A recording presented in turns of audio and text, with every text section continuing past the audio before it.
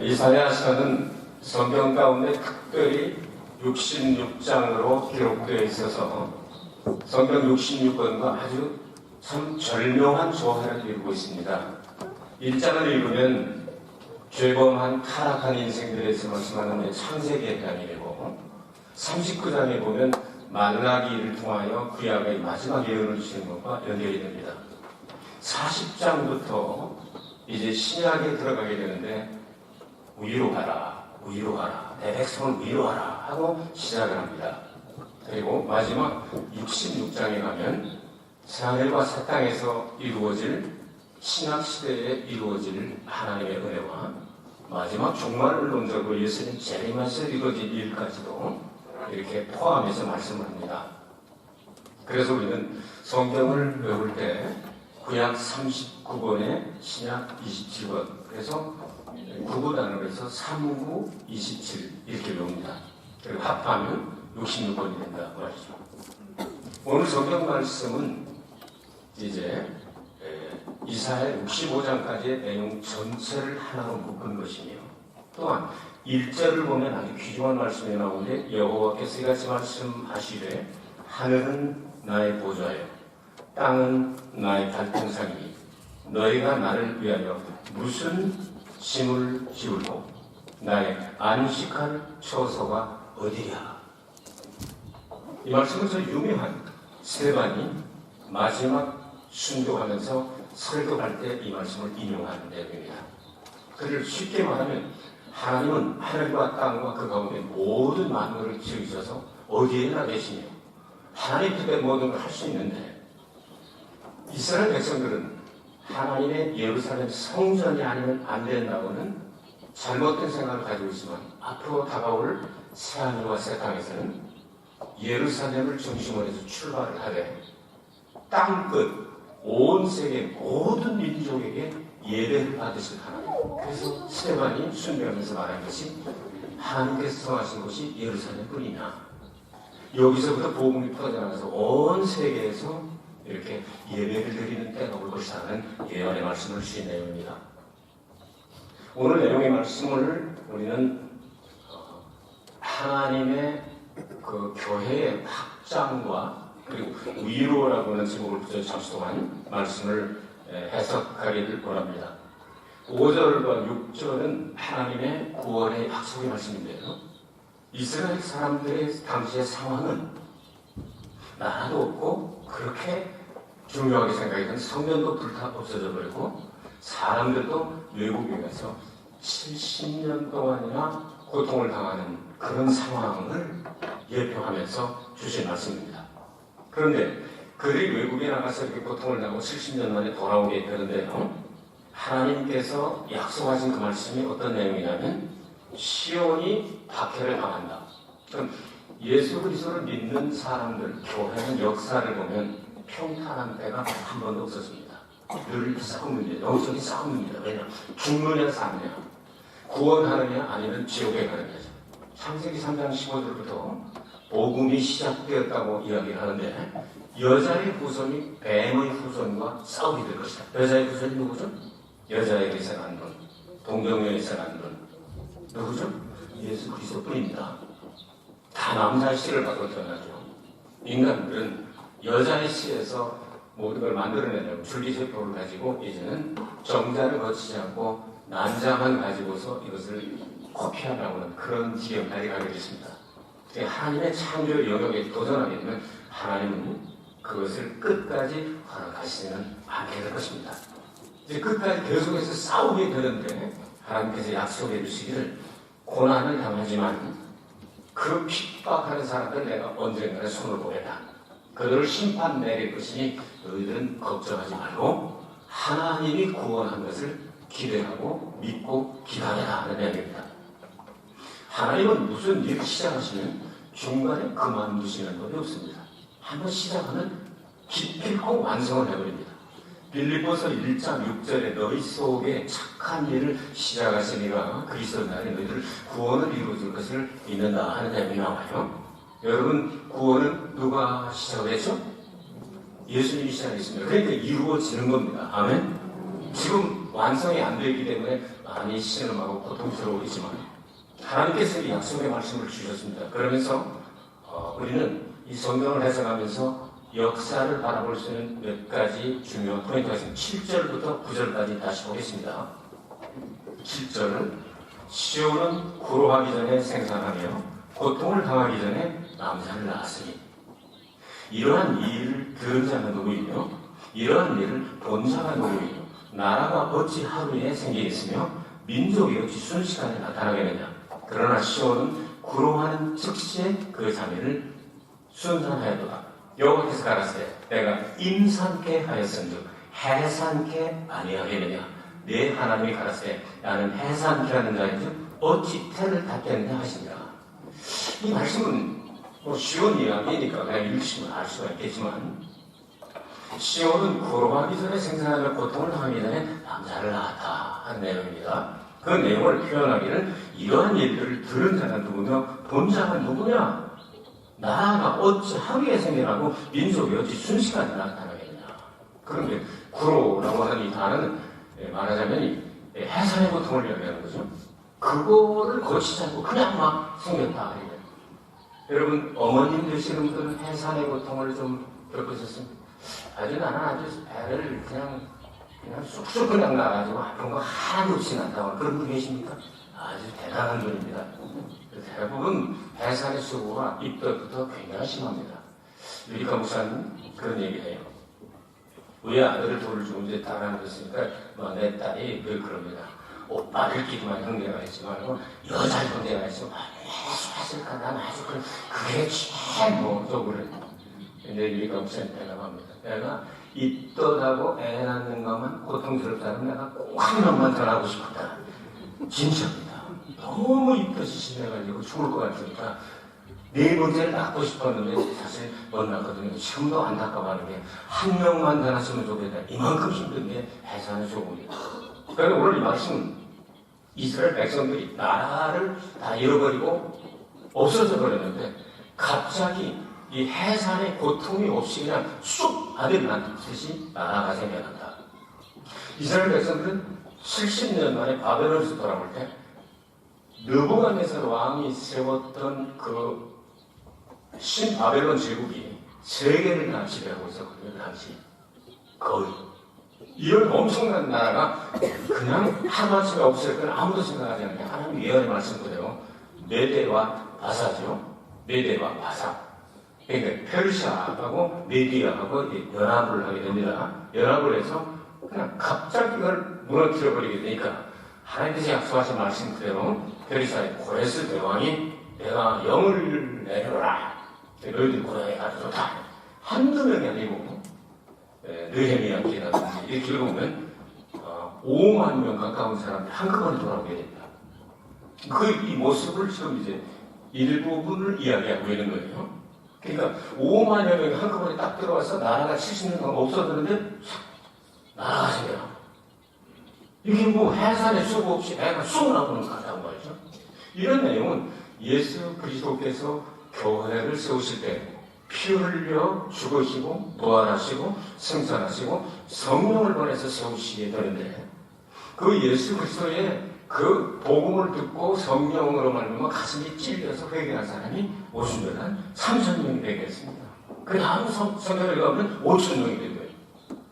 이건 한두 명이 생겨나는 게 그게 아닙니다. 이런 역사를 통해서 점점 이 일들을 이루어 나가시게 되는데 여러분 아시다시피 이스라엘이라고 하는 나라는 70년도에 로마에 의해서 완전 멸망을 당하게 됩니다. 그때 170만 명이 다 에벤 사람들을 배 갈려가지고 속에 있는 애까지 꺼내 다 죽였죠. 예수님께서 그래서 이 성결을 잘하는 제자들에게 너희들 환난을 당하지 안식일을 당하지 않고 에벤 자에게 화가 있다 하는 이런 말씀이 나오지 않습니까? 그대로 해가지고서 전부 다 멸망을 당해버리고 마지막 969명이 968명 짝짝 죽게하고 이 단장이 마지막에 자기를 찔러서 마사다에서 죽습니다. 그러면서 이스라엘은 지하로 숨어버리고 흩어진 사람인데 1948년 5월 13일 독립이 이룰 때까지 1878년 동안 나라가 없어져 버렸습니다. 이런 나라가 2000년 동안 나라가 없다가 다시 나오는 나라는 세계 역사에 없습니다. 그럼 하나님의 예언의 말씀을 그대로 이루어지게 된 거거든요. 그럼 이 나라가 어떤 식으로서 이루어지게 되냐면 역사를 좀 좋아하시는 분들은 조금 연구해 보시기 바랍니다. 이제 18세기 말에서부터 19세기 초에 그렇게 이스라엘이 역사에서 사라져버리고 역사에서는 이스라엘인데 뭐 이 성경이나 일부 그러지 이제 역사에서는 다시 등장하지 못할 것이다 이렇게 생각하게 되는데 유럽에 흩어졌던 사람들이 모여서 시오니즘이라는 것을 시작하게 됐습니다. 시오니즘이라는 뭐냐면 예루살렘, 다윗이 세웠던 시온성을 우리는 회복해야 된다 하는 이 운동이 슬슬 시작되기 시작했습니다. 이것이 점점 크다가 세계 제1차 대전 여러분 아시죠? 세계 제1차 대전 1914년에 오스트리아 황폐자의 총으로 암살을 당하고 이것 때문에 시작이 돼서 1917년에 끝나게 되지 않습니까? 1917년 끝나면서 이제 볼셰비키 혁명이 일어납니다. 그래서 2월에 그리고 10월에 러시아에서 두 번 혁명이 일어나면서 러시아 제정이 무너져 버리게 되고 공산당이 결성경쟁했죠. 그게 1917년입니다. 그러면서 이제 세계 사람들이 야 우리 이렇게 안 되겠다 해서 세계적인 기구를 하나 만들어야 되겠다 하고 1925년에 만든 것을 국제연맹이라고 말합니다. 국제연맹을 만들어요. 국제연맹의 국제적인 게 이제 국제적인 총회이죠. 세계적인. 거기서 나왔던 이야기가 뭐냐면 저 유럽 쪽에서 나라를 잃어버렸던 이스라엘 사람들이 시오니즘을 시작했다 보니 우리 국제적으로 이거 인정해주면 안 되겠냐. 그래서 국제연맹을 만들어 놓고 딱 세계적인 결정을 내린 게 이 이스라엘의 시오니즘을 인정하는 것이었습니다. 그렇게까지 여러분 아시다시피 영국이 신탁 통치를 하는 그런 나라들이 많이 있었죠. 그러고 나다가 여러분 아시다시피 1939년부터 세계 제2차 대전이 발발하고 1945년 8월 15일 날 이제 무솔리니와 히틀러와 그리고 여기 쇼와 이 사람들 한꺼번에 뭉쳐서 하다가 이 쇼와가 마지막에 무조건 항복합니다 하는 것 때문에 2차 세계대전이 끝나게 됩니다. 이게 1945년 8월 15일 날 이야기입니다. 자, 이것이 끝나고 난 다음에 3년 정도를 세계적으로 이전에 전쟁이 일어나면 우리가 온 나라가 뭉쳐가지고 그걸 대항해야 되겠다 해서 국제연맹을 확대시킨 것을 국제연합이라고 말합니다. UN이라고 말하죠. United Nations. UN이라고 말하죠. 이걸 만들어 놓고 국제회의를 열려서 결정된 내용이 세계적인 결정이니 조그만 거 말고요. 세계 전체가 참여한 결정이 뭐냐면 이스라엘을 독립국가로 인정하자 한 것이 1948년 5월 14일 날입니다.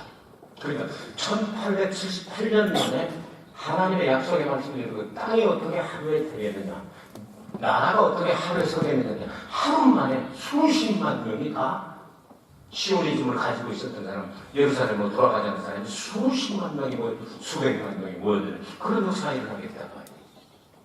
국제연합을 만들고 국제적인 회의에서 이 5대양 6대적으로 남미, 북미, 그 다음에 아프리카, 유럽, 그리고 대양주, 아시아까지 전체 합해가지고 각 나라 대표들을 이 각 5대양 6대주를 다 해가지고 16나라를 어느 나라에 파병을 하자고 국제적인 결정을 내린 게 있어요. 그게 뭐죠? 6.25 때 이 유엔군을 파병을 해도 좋다. 하나님께서는 국제연합을 만들어 놓고 저쪽에는 왼쪽 벽꼭지 같이 생긴 이스라엘을 독립을 시키시고 오른쪽 벽꼭지에 해당하는 대한민국 조선 반도를 하나님께서 보호해 주셔서 공산화되지 않도록 막아주신 겁니다. 지금 공산화되려고 하는 그런 징조들이 많이 고르지만 여러분이 염려하지 마시기 바랍니다. 복음을 들고 나가는 선교사들이 계속 7만 교회가 그냥 엎드려서 기도하고 5만에서 7만의 교회가 기도하고 10만 명이 넘는 목사님들과 3만 명이 넘는 선교사들이 계속 하나님의 동방에 정말 등불과 같은 조그만 나라지만 하나님께서 써주실 줄로 믿습니다 하고 기도하고 회개하고 나가는 한 하나님께서는 공산화되지 않게 막아주시고 선교사를 그치지 않고 파송하는 하나님의 축복을 내려주시게 될 줄로 믿습니다. 그럼 이런 이 국제적인 일을 이거를 하게 되는 거예요. 이 상황을 얘기하는 겁니다. 어찌 땅이 하루에 펑펑 튀어나오겠느냐. 하나님이 선언하신 하나님도 이 우주 만물을 창조하고 인간 창조까지 일주일이 걸려가지고 하셨는데, 그리고 옳지 민족이 한꺼번에 하루아침에 싹 나겠느냐 그러지 않습니까? 그런데 하나님께서는 그렇게 하실 수 있다. 내가 임산케 했다. 그러니까 이 뭐죠? 불교는 임신하게 한 태어나게 못하겠느냐. 그러니까 너희들 걱정하지 마라. 너희들 나라를 그렇게 내가 만들어주겠다.